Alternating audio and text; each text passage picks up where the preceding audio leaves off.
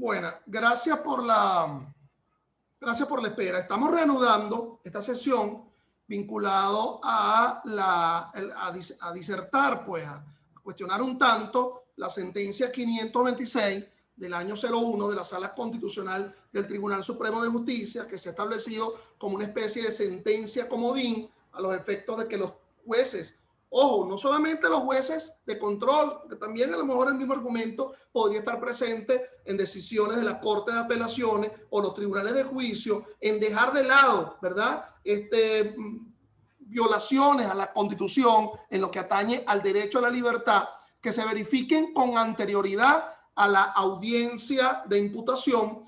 Y esta sentencia 526 de la Sala Constitucional del Tribunal Supremo de Justicia del año 01, como una especie de, vuelvo a repetirlo, como una especie de comodín, como tolerancia a la arbitrariedad desde el punto de vista del irrespeto a la Constitución. Decía yo a la finalización de la pasada sesión que había criterios anteriores a esa sentencia 526 que provenían de la Sala Constitucional, como por ejemplo esta sentencia, la 113 de marzo del 00, en la cual no solamente es que se insistía que el habeas corpus o el amparo y el amparo contra decisión judicial podrían servir como mecanismo para cuestionar, impugnar aflicciones al derecho a la libertad, sino que esa sentencia, la 113, también le da posibilidad al medio del habeas corpus para el cuestionamiento de decisiones constitucionales cuando el concepto de falta de competencia del juez que ha decidido es una falta de competencia por su infracción a la propia Constitución. Es decir, la incompetencia del juez sería una incompetencia constitucional al no tomar en cuenta, al no restituir la Constitución, al no mantener la llamada incolumidad de la Constitución. Un concepto un tanto extraño, ¿verdad?, que se denomina la incolumidad, bueno, el mantenimiento, el no resquebrajamiento de todo el ámbito, de todo el sistema constitucional. Pero bueno, sin más, vayamos entonces a ver cuál fue el hecho que derivó la famosa sentencia 526.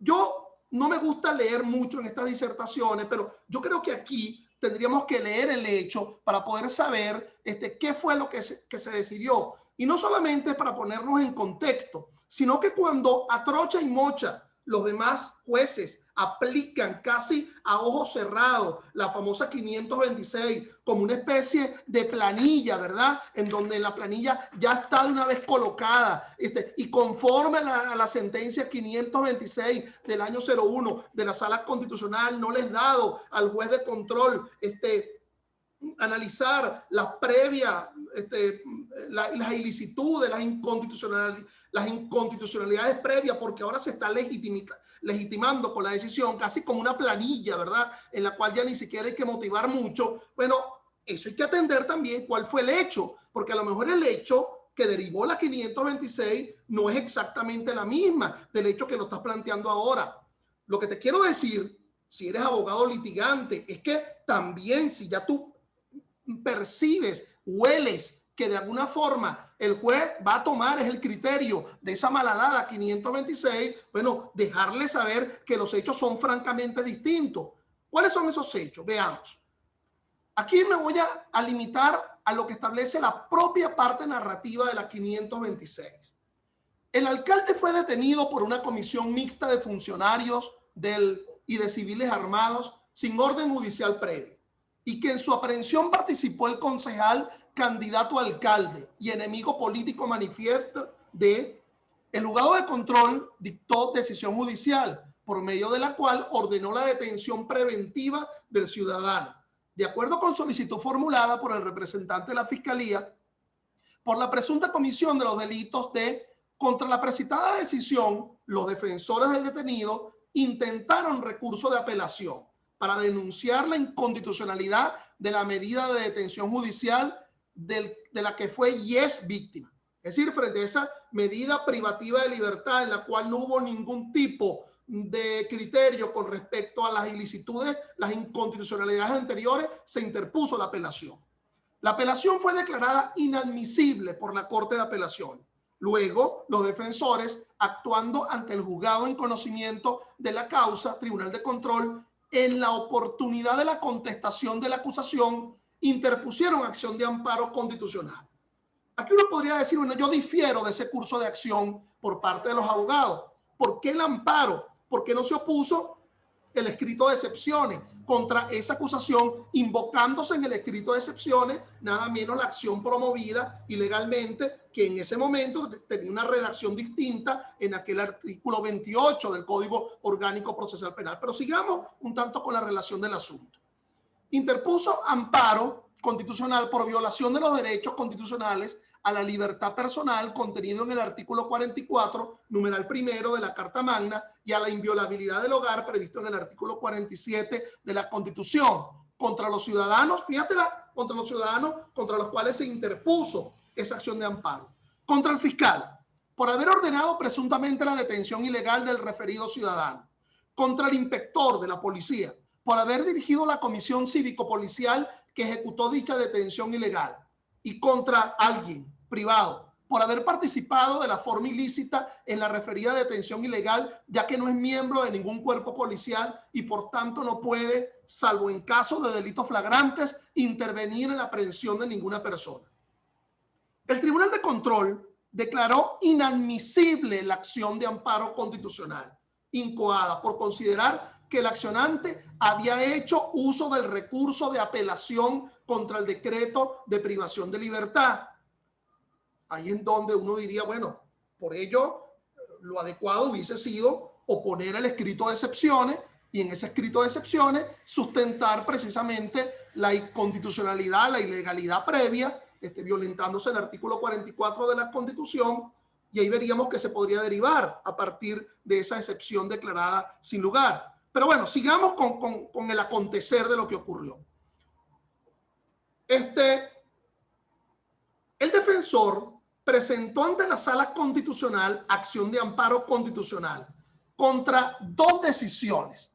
Lo hizo contra el recurso de apelación, es decir, contra la decisión de la Corte de Apelaciones que declaró inadmisible el recurso de apelación interpuesto contra el auto de privación judicial preventiva de libertad dictado en su contra por el juzgado de control, y contra la decisión del prenombrado juzgado de control por medio de la cual declaró inadmisible la acción de amparo constitucional. Vamos a tratar de visualizar el asunto un poco en esta lámina, un poco para hacernos entender.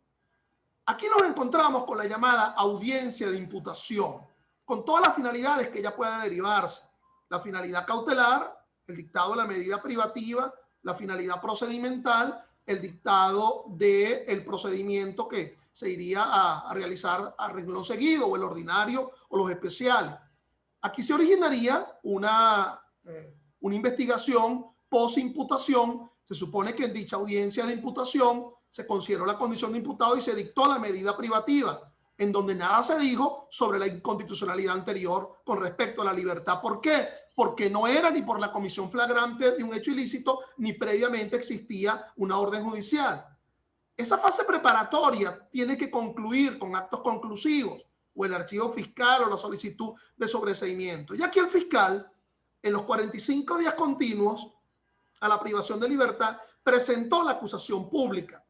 Esa acusación pública, que es participada a las partes, la defensa, frente a la fijación de la audiencia preliminar y a la acusación interpuesta, tendría como mecanismo la oposición de excepciones, entre ellas fundamentalmente la acción promovida ilegalmente. Ello a los efectos de llegar a una audiencia preliminar y en dicha audiencia preliminar esperar si se admite la acusación, por lo cual se dictaría el auto de apertura a juicio, o si se declara con lugar de excepción, entre ellas por la acción promovida ilegalmente, y se dictaría un sobreseimiento, o definitivamente el acusado admite los hechos. ¿Qué fue lo que decidió? Veamos entonces, lo anterior era el hecho, ¿ok? Es decir, y el esquema de dónde se ubicaría lo que ocurrió. Ahora, ¿qué fue lo que decidió? ¿Cuál es ese obiter dictum que se ha venido repitiendo en esa sentencia 526? De igual forma, con respecto al hecho, tengo la necesidad de leerlo en extenso para que no se me diga que estoy alterando de alguna forma el criterio. Veamos esa decisión, lo que se repite como comodín. La pretensión ventilada se refiere específicamente a la constitucionalidad de la detención del procesado, quien fue detenido y permanece detenido sin orden judicial alguna y sin que los jueces del circuito se hayan pronunciado sobre la inconstitucionalidad de esa detención inicial, lo que no puede ser convalidada. Eso lo dice la defensa. La acción de amparo, ahora lo dice la Sala Constitucional, la acción de amparo propuesta resulta inadmisible, toda vez que la inconstitucionalidad de la presunta detención practicada por los organismos policiales sin orden judicial alguna no puede ser imputada a la Corte de Apelaciones accionada, ni tampoco al juzgado de control que dictó el auto de privación judicial preventiva de libertad, ya que la presunta violación a los derechos constitucionales derivada de los actos realizados por los organismos policiales tienen límite en la detención judicial ordenada por el juzgado de control, de modo tal que la presunta violación de los derechos constitucionales cesó con esa orden y no se transfiere a los organismos judiciales a lo que corresponde determinar la procedencia de la detención provisional del procesado mientras dure el juicio. Las presuntas violaciones alegadas por el accionante, y aquí viene lo pivotal del asunto, lo que se repite hasta el cansancio, las presuntas violaciones alegadas por el accionante cesaron con el dictamen judicial del juez de control y que de cualquier manera los presuntos hechos en los que el accionante funda su alegato no constituyen una violación atribuible a la Corte accionada. El accionante pretende ventilar argumentos de fondo que no guardan relación con el contenido de la decisión accionada, cuál es la declaratoria de inadmisibilidad del recurso de apelación propuesto contra la decisión del juez de control, a través de la cual se ordenó la detención preventiva del accionante. En ese farragoso párrafo, 2 párrafos, 3 párrafos, ¿ok?, se pretende decir, sí se está respetando la Constitución, pero por una vertiente, digamos, formal, por una vertiente, digamos, de incidencia en la interposición del recurso, en los legitimados, ¿ok?, en el destinatario de la acción, no le corresponde por esa vía resolver el asunto. Es decir, que el juez de control y la Corte de Apelaciones vieron eso en una película. Eso fue una película que ellos observaron. Eso no ocurrió efectivamente. Es decir, no es la causa que me es inherente como juez. Es decir, que yo no tendría la obligación de proteger la Constitución. Una de esas normas que sería la pauta para el tema de la violabilidad de la libertad. A mí me parece que esto es una sentencia que tiene más que un tema de ironía, ¿verdad? Más que un sarcasmo, es una sentencia que está llena de falacias, ¿ok? Yo ubico 3 falacias fundamentales dentro de ese fallo. La primera, si la propia Sala Constitucional advierte en el propio fallo que alguien se encontraba detenido sin orden judicial, porque lo está indicando, pero además en el fallo se indica que no existe la percepción flagrante de un hecho ilícito, tanto así que el fiscal con posterioridad en la audiencia es que está presentando elementos distintos, no encontrados en el encuentro, en la aprehensión, en el momento de la aprehensión.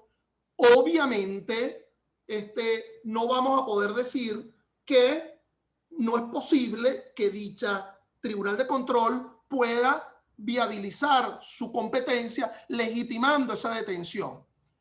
Es decir, tenía que haberse pronunciado porque hay normas bien precisas que están allí a la vista del propio tribunal. El 7 de la Constitución como máxima representación normativa del ordenamiento jurídico del país, el propio 44 y el 19 del Código Orgánico Procesal Penal.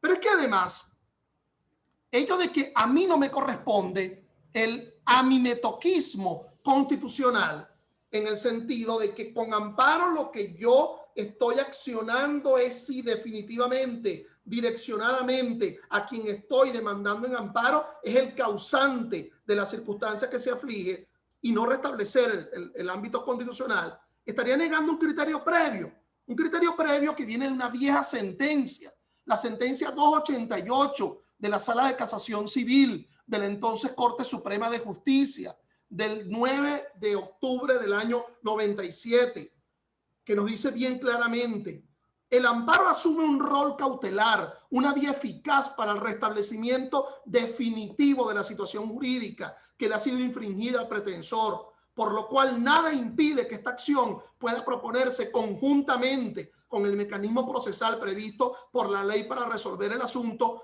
e incluso porque el amparo solo persigue la suspensión de los efectos del acto cuestionado como medida de protección provisional del derecho que se alega violado o amenazado, mientras se juzgue en forma definitiva sobre el acto recurrido.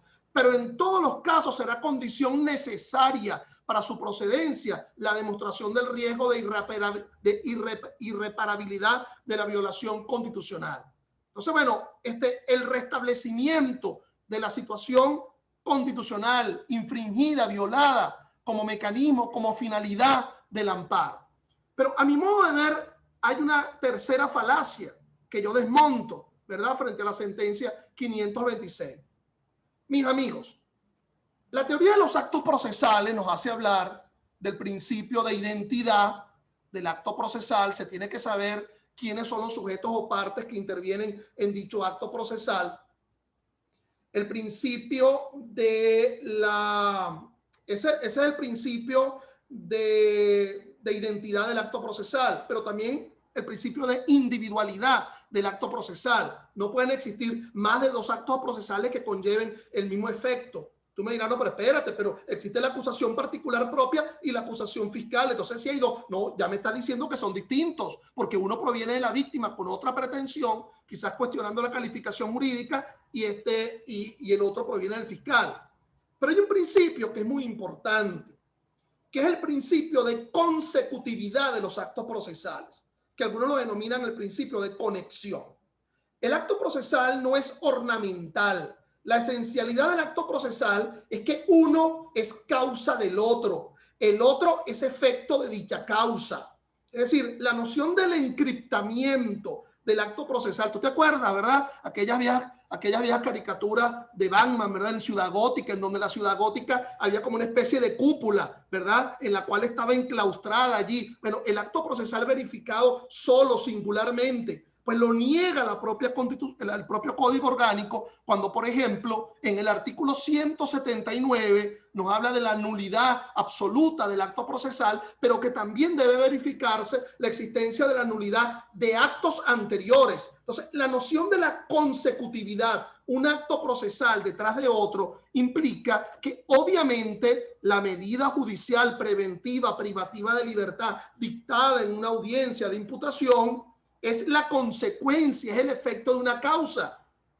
Y si la causa es otro acto procesal, a menos que tú digas que las actuaciones policiales son actos administrativos y que solamente pueden ser cuestionadas por vía de los recursos administrativos, recursos de revisión, recursos jerárquicos, recursos de reconsideración, y asumir que una privación de la libertad es un acto administrativo y no es un acto procesal, y que por lo tanto sería otro cuestionamiento, no es un sinsentido. Porque ya vimos acá que hasta el propio concepto de flagrancia y la propia orden de aprehensión está regulado en una pauta procesal.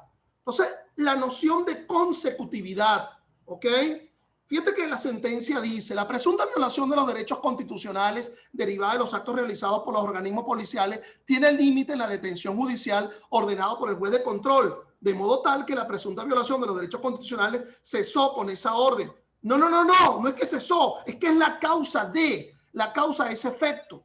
Por ejemplo, si en el 236 se nos indica que la audiencia de imputación va a tomar en cuenta los elementos de convicción para estimar que el imputado ha sido autor o partícipe en la comisión de un hecho punible, ¿de dónde se derivan esos elementos de convicción? Bueno, entre otras, a lo mejor a partir de la propia detención ilegal.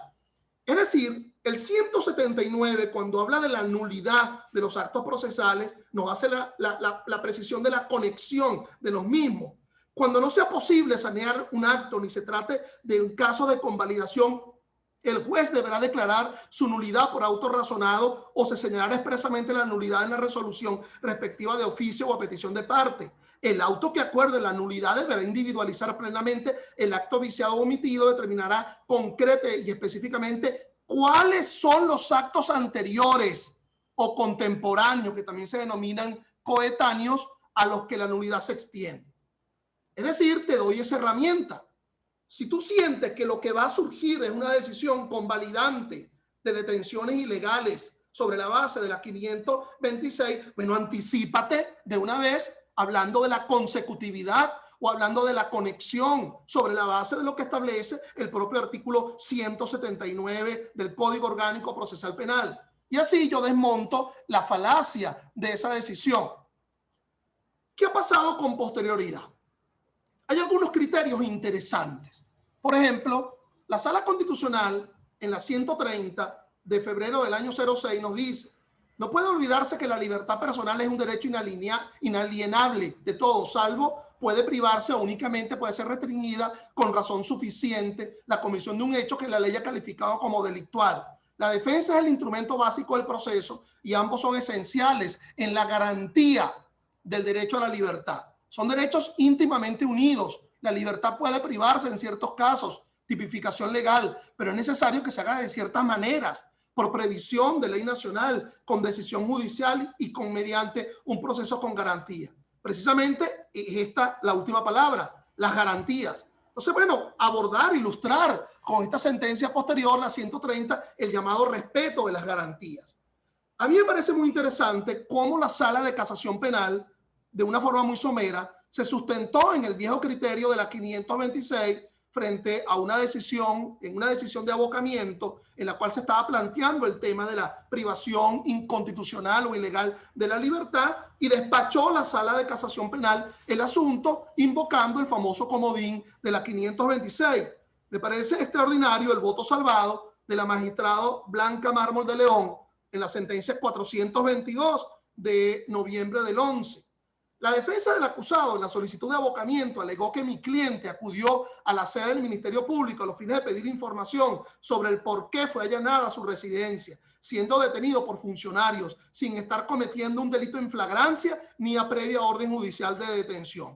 Ante tal señalamiento, dice la doctora Mármol de León, la mayoría de la sala declaró inadmisible la solicitud de abocamiento. La mayoría de la sala, al determinar la inadmisibilidad, se apoyó en jurisprudencia de la Sala Constitucional, es decir, la malhadada 526, en la cual la detención ilegal sin orden judicial previa ni en situación de flagrancia alguna, practicada por organismos policiales, se legitima en el momento que el juez de control dicte la medida judicial preventiva de libertad.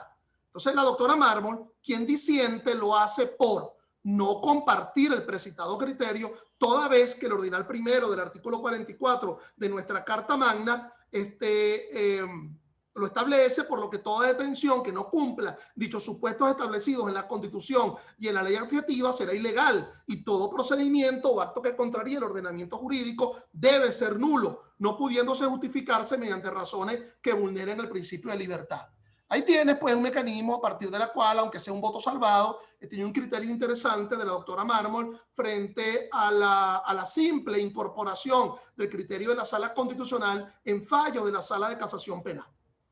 Ahora bien, lamento decir que este criterio por parte de la Sala Constitucional ha venido repitiéndose.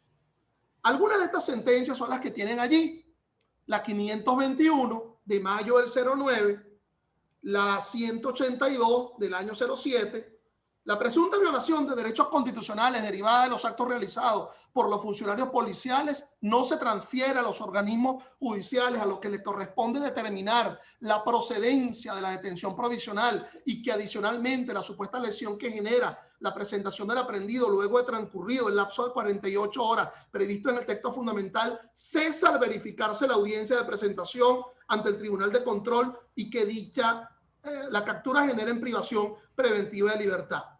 Como si no tuviese la posibilidad el propio Tribunal de Control de forma oficiosa, conforme al 179, de anular actos procesales anteriores bajo el llamado principio de consecutividad o el principio de conexión de los actos procesales.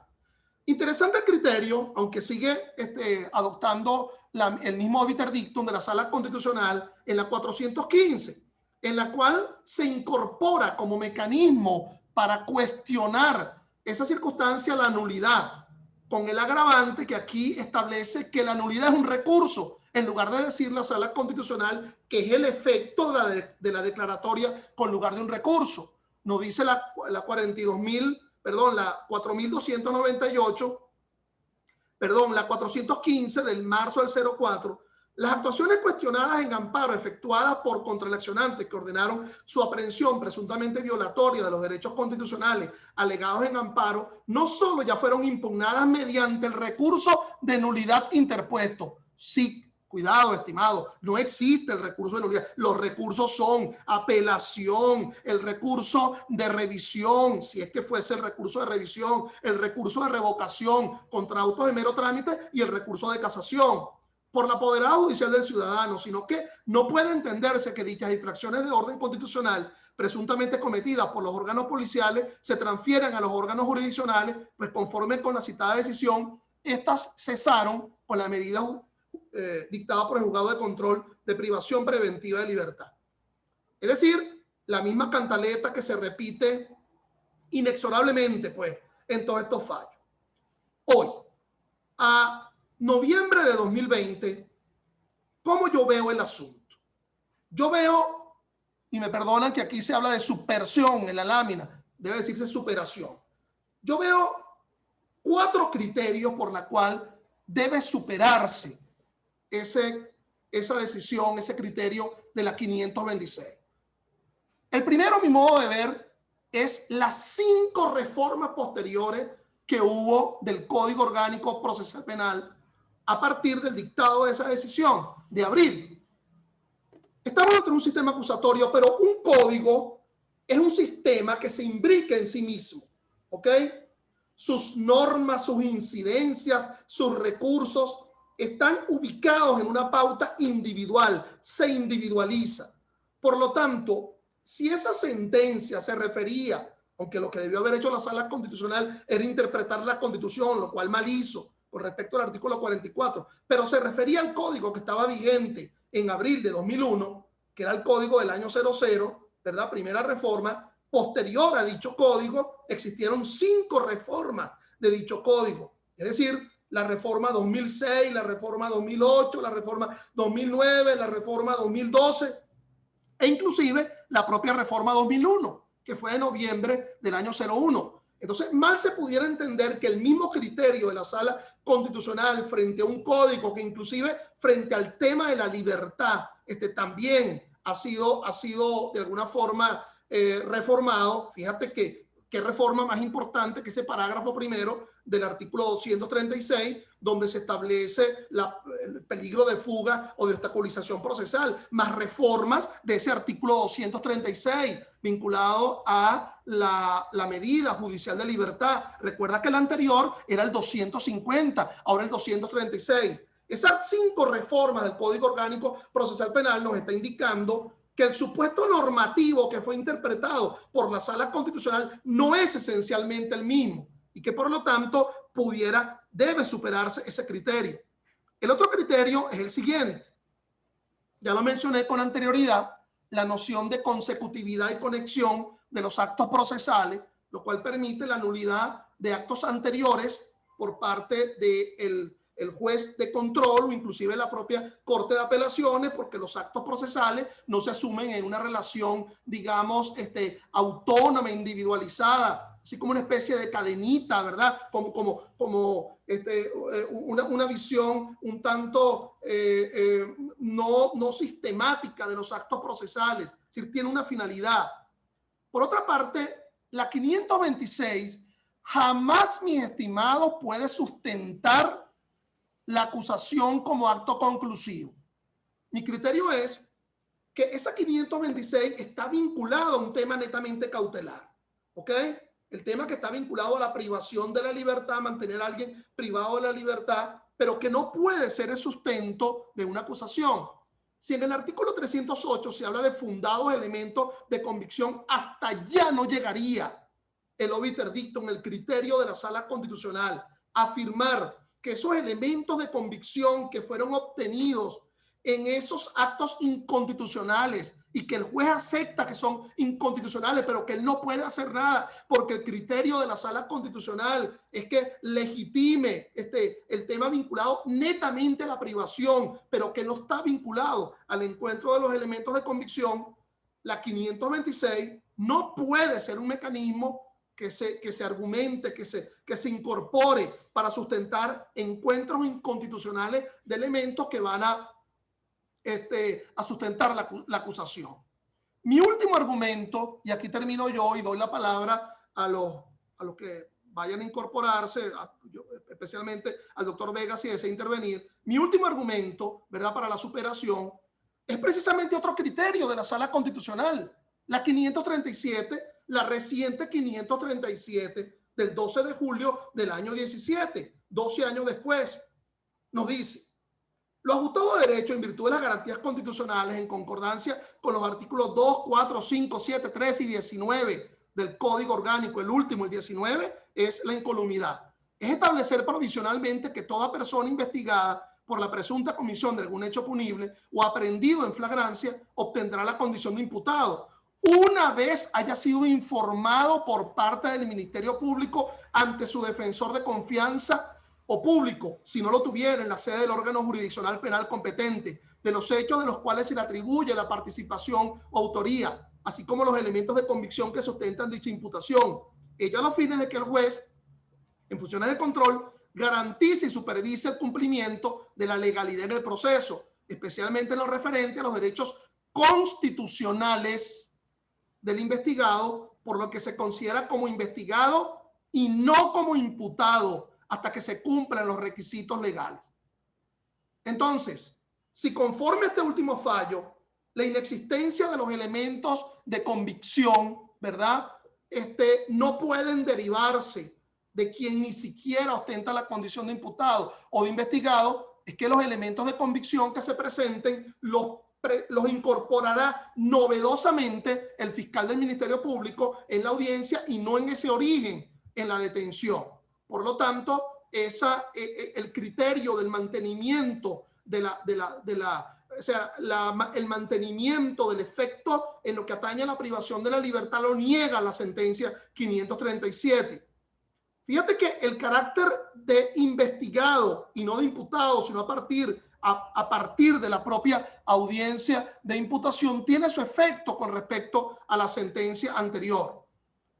En mi modo de ver, la 537 reforma el criterio de la 526 y ello debería ser alegado. Bueno, gracias por su atención. No sé, José Luis, si quieres te incorpora, te doy la posibilidad de... Voy a quitar el silenciar, si quieres intervenir.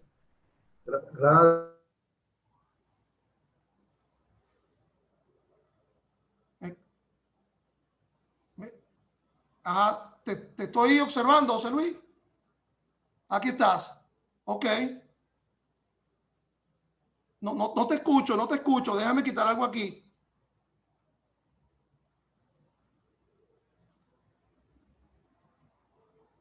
Ok. Ya creo que puedes hablar, José Luis. Ya va. Un momento. Déjame. Algo estoy haciendo yo mal aquí. Ya va. 2 segundos, José Luis.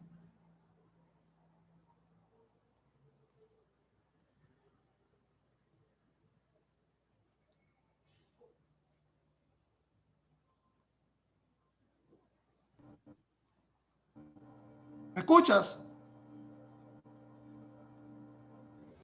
Sí, sí, te escucho, sí. Ya puedo hablar, ¿verdad? Perfecto. ¿Ya me escuchan ustedes? Sí, ya te estamos escuchando. Ahí está Eric también. Aquí está Eric también, que entre Eric y yo trabajamos ese caso. No sé si Eric quiere conversar, además por respeto. Primero, Eric, yo por el respeto que me merece el Pérez Sarmiento, preferiría que él comentara algo primero. Está aquí. A tu orden. ¿Escuchas, Eric? Sí, sí te escucho. Ok. Si deseas intervenir.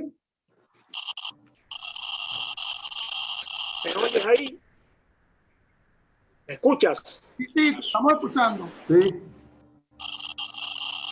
Bueno, esa decisión de la Sala Constitucional fue la que inició toda una cadena posterior de acontecimientos de ingrata recordación y que aún persiste, porque lógicamente el razonamiento es que si hay una detención absolutamente ilegal, la decisión del juez de control que la avala, ¿verdad?, que la confirma, pues elimina ya la ilegalidad del acto anterior. Y eso es un viejo problema, porque dice, bueno, si la detención fue ilegal, y en este caso era ilegal a todas luces, y después le llevan al juez de control elementos de los cuales podía derivarse una decisión de privación provisional de libertad, bueno, ¿cuál era qué podía hacer allí el juez de control? Tenía dos opciones: o convalidaba la detención ilegal o ponía en libertad al sujeto y le decía, bueno, Ministerio Público, cuando usted tenga elementos respetables para solicitar la detención de estas personas, bueno, pida la orden de aprehensión correspondiente. Y es así como se debería haber respetado las disposiciones constitucionales sobre libertad, pero esto no se hizo. Fue más fácil, claro, esto era una componenda provinciana. El chavismo estaba llegando al poder. El gobernador de Barinas era el padre del presidente Chávez y este era un alcalde adepto al que le tenían ojeriza y entonces actuaron coordinadamente. Ese es el kit del asunto. Ahí comenzó incluso a politizarse la justicia.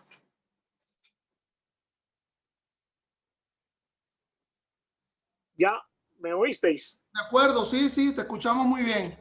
José Luis, ¿tú qué? Mira, sí, tanto es así, Ángel, y gracias por la participación y buenas tardes, bueno, buenas noches a las personas que están. Fíjate cuáles eran los delitos que a él se le imputaba. Uso indebido de cuentas bancarias. Salacier Colmenares León era el alcalde de una población llamada Ciudad de Nutrias.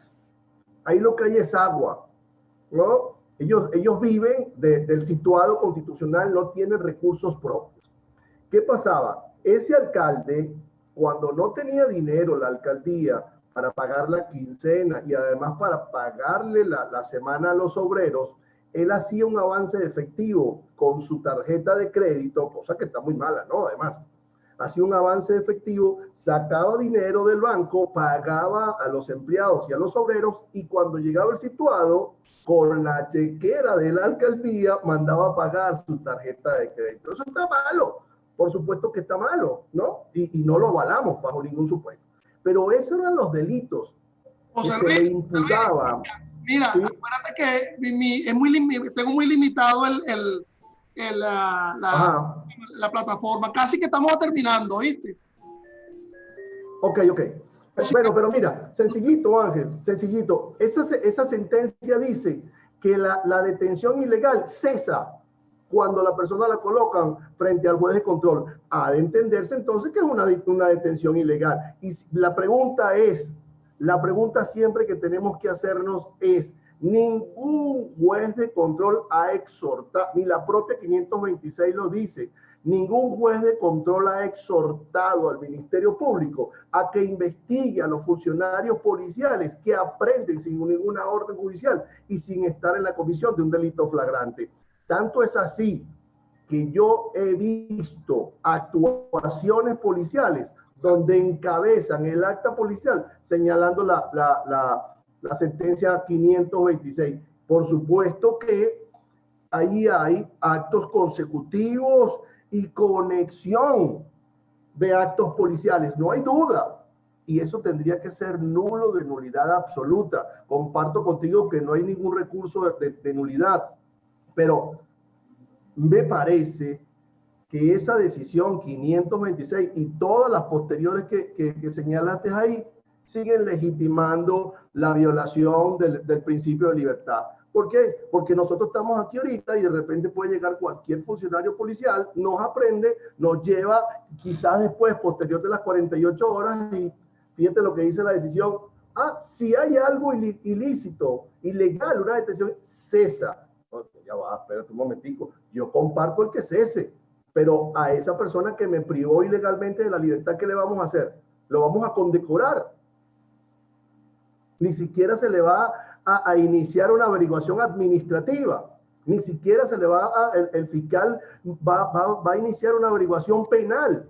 ¿Cómo es posible que el comisario Serpa, que así se llamaba además el funcionario de la aprehensión, el Serpa, de apellido Serpa, era una persona muy grande y muy alta, que vamos a hacerlo? En aquel entonces era inspector, yo me imagino que terminó siendo comisario general de tantas detenciones que hizo bajo ese supuesto. O sea, no podemos seguir convalidando y lastimosamente eso es lo que está sucediendo. Eso es lo que me parece que lo más grave, ya que el tema de la libertad ya de por sí es grave, es cómo se pretende sustentar también la acusación sobre la base de la 526. ¿Ok? La teoría del árbol del fruto envenenado. Bueno, claro, la fruta del árbol envenenado, lo cual lo plasma el propio 179, y así lo expliqué. Bueno, muchas gracias, José Luis. Muchas gracias, Eric. No, gracias a ti. Lo que por la clase, qué buena. Ya lo dije. Bueno, y gracias a todos por esta se va a colocar en el YouTube, ¿ok? En mi canal. Y saludos, José Luis. Nos estamos viendo mañana, ¿no? Por cierto, a todos los que están acá están invitados a la jornada multijurídica. Todavía hay posibilidad de inscribirse, ¿ok? Eso es mañana, el sábado y mañana, el sábado y el domingo, ¿no? ¿Mañana es qué? Mañana sí, es correcto. Mañana sábado y domingo. Viernes. 27 y 28. Viernes, sábado y domingo. 3 días, 23 ponencias. Viernes, sábado y domingo. Ahí voy a poner yo sobre la complicidad correspectiva. ¿Y tú? ¿Y tú, José Luis? Grooming. Voy a hablar del delito de grooming. Bueno, nos vemos entonces. Nos vemos todos en la jornada. Hasta luego. Gracias. Saludos. Saludos. Hasta luego. Un abrazo, Eric. Buenas tardes. Hasta luego a todos.